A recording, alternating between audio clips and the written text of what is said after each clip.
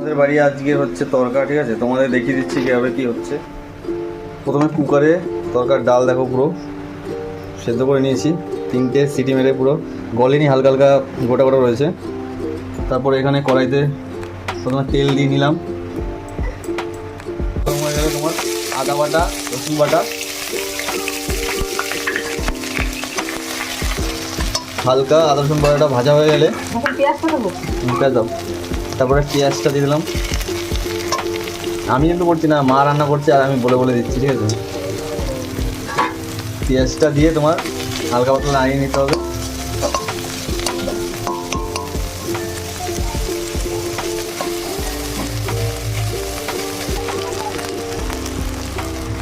হালকা ভাজা ভাজা হয়ে গেছে, এবার তোমার কাঁচা লঙ্কাটা দিয়ে দিল।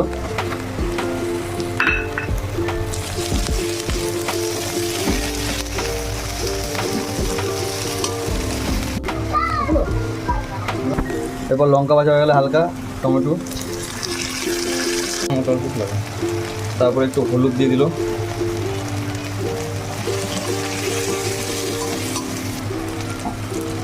তারপরে সামান্য একটু নুন।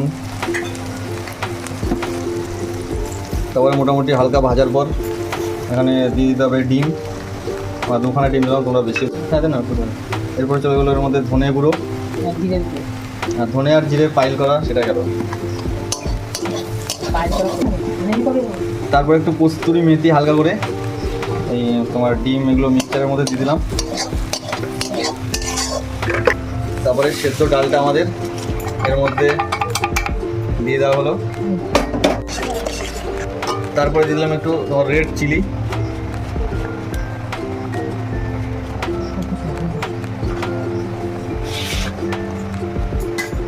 এটা দিয়ে একটু ঢেকে দিতে হবে।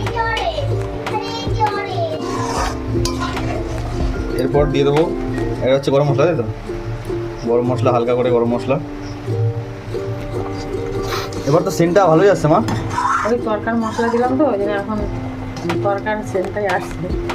সসপ্যানে তেলটা যখন একটু গরম হয়ে গেলো তখন এর মধ্যে দিয়ে দিতে হবে কুচি করা রসুন। কুচি করা রসুন দিয়ে একটু নাড়িয়ে নিতে হবে। হালকা ভাজতে হবে, বেশি ভাজলে আবার সেন্টটা আসবে না। হালকা ভেজে, হালকা ভাজা হয়ে গেলে তার মধ্যে কস্তুরি মেথি দিয়ে হালকা নাড়িয়ে নিতে হবে। ডাইরেক্ট এর মধ্যে তোমার রসুন আর কস্তুরি মেথিটা দিয়ে দিতে হবে। তরকা মশলা লাস্ট ফিনিশিং, এটা পুরো তরকার মশলাটা চলে যাচ্ছে। এটা তোমার গণেশ কোম্পানির তরকা মশলা।